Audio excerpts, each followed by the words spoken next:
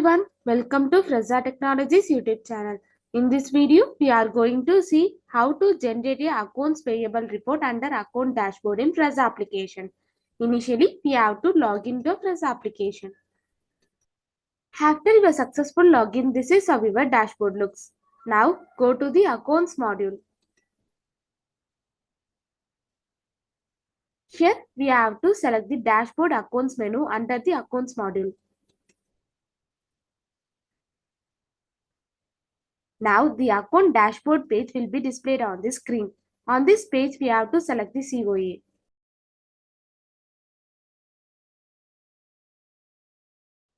And also we have to enter the required details.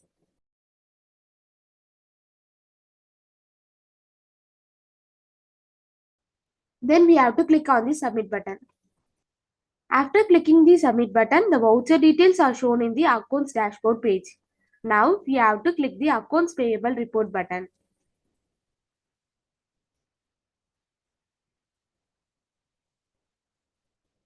On this account dashboard, accounts payable report page show the details. If you want to download these details, just click on the options menu. Then we have to click on the download button to download this report. This is how to generate a accounts payable report under account dashboard in Fresa application. Thanks for watching.